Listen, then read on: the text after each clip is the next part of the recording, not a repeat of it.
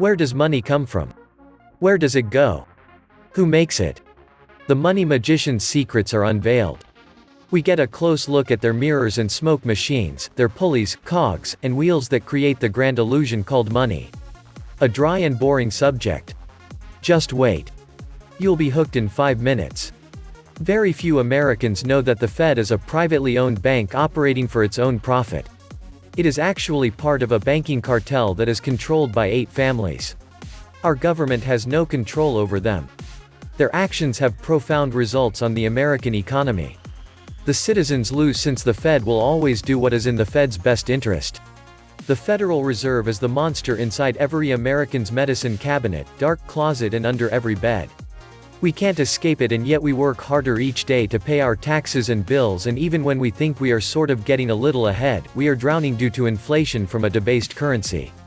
Most don't know how to deal with this monster, so we ignore it and hope our ignorance will keep us from being one of the more tragic victims. However, make no mistake, we will all drown and be destroyed by this monster, except for the 1% at the top who will always and forever keep their pile of riches.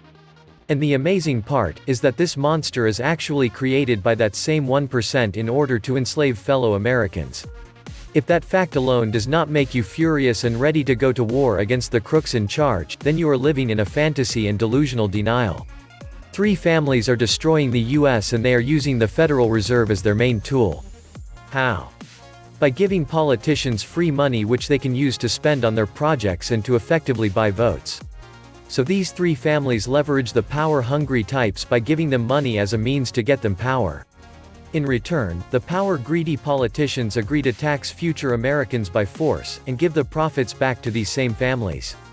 It is an immoral scam, 100% unconstitutional, and yet it is the good old USA you live in right now.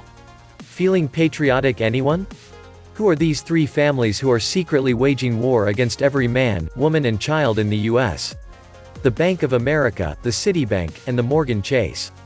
What we will do to fight against these families who are content to drown the rest of us so that they can not only survive, but live in grandeur and luxury. This is exactly like 1917 Russia.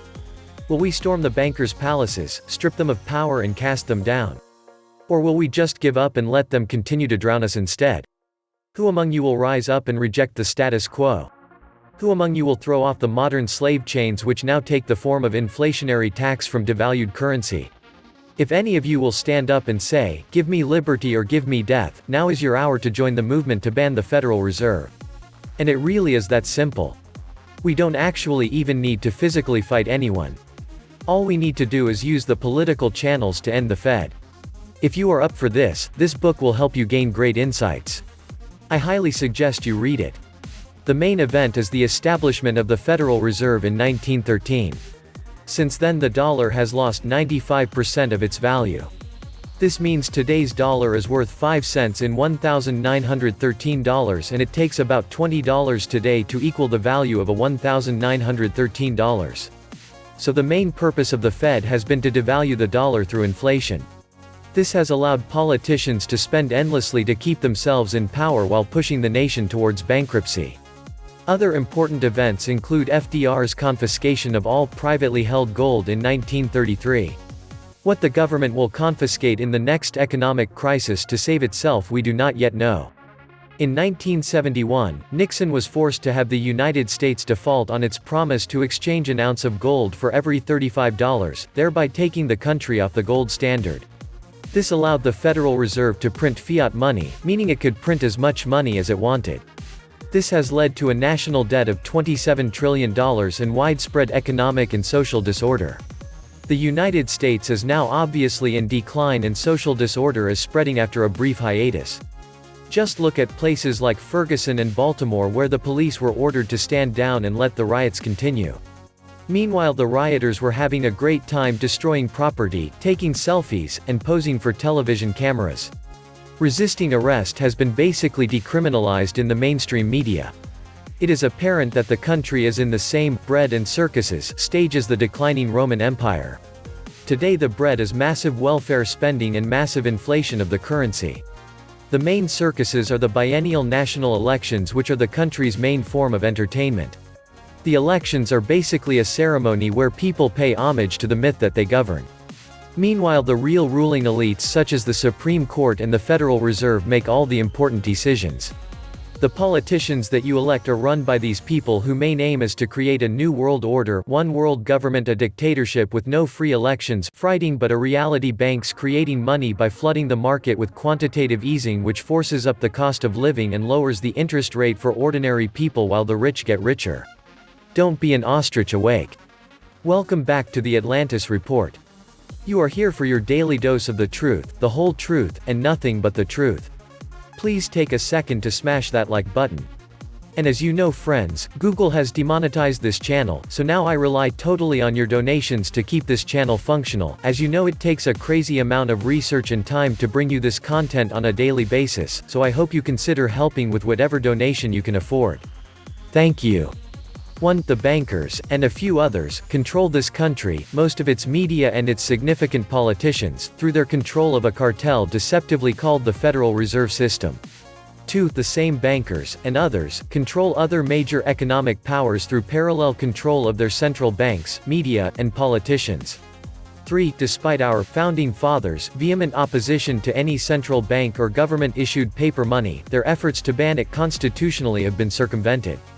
4. Politicians, with few exceptions, cannot resist the appeal of being able to issue fiat not backed by anything of value, therefore being able to be produced in ever-expanding masses until that particular economy eventually collapses, money, because it seems much less painful than levying taxes, and virtually none of their electorate realize that its issuance enables the politicians to spend much more than they could ever raise through taxation while at the same time reducing the value of the citizens' savings, salaries, pensions, etc. 5. Fractional reserves enable banks to loan out close to 10 times the value of their real assets, dramatically increasing the amount of ever-increasing currency in circulation and proportionately cheapening its currency, therefore up to 10 times the country's recently doubled national debt, and to earn interest on each of those multiples loaned. 6. The bankers and their fellow collaborators have learned that nothing inspires a country to engage in the massive issuance of fiat money like war, and they have therefore helped develop and funded enemy powers where none existed, then fostered wars among them, then financed both sides of those wars, then used their control of media to entice the ignorant public into believing in those wars, and reaped huge spoils from those wars, not only in interest on loans, but in lucrative commercial monopolies received for their troubles. 7. Groups of greedy understatement idealists, of which Cecil Rhodes may be considered a prime initiator, began before World War I working toward a single, socialist, communist autocratic world government which would impose the wonders of the elitist British culture on all the world, including the Fabians and, in the US, members of the Council on Foreign Relations, which they, of course, would control. 8. The economic and military strength of the U.S. makes it difficult to subjugate to such a plan, so they need it through its banks to i.a. make massive loans, with no expectation of principal repayment but with government U.S. taxpayers' guarantees, to less affluent countries, thereby dramatically economically and militarily weakening the U.S. while distributing its wealth, on which they collect interest, to the less developed nations, with examples like the U.S.'s recent funding of Mexican drilling for oil in the Gulf of Mexico, and Brazil's drilling for oil off its coast, while refusing to allow U.S. drilling in the Gulf for environmental reasons, and blocking 2 pipelines that would have been environmentally far safer and better for the U.S. economy and national security. Of course, this should be required reading in every high school and college, but then, consider the odds that such an idea would even be considered in the U.S. academic institutions of today. This was the Atlantis Report. Please like, share, leave me a comment, subscribe. And please take some time to subscribe to my backup channels, I do upload videos there too. You'll find the links in the description box. You will also find a PayPal link if you want to make a donation. Thank you wholeheartedly to all those of you who have already donated. Stay safe and healthy, friends. The market has priced in massive inflation. Buy real assets with borrowed money on extended terms. And if Biden wins, expect a greater downturn like we haven't seen since the Great Depression, and it will not rise for years as the socialist movement takes root.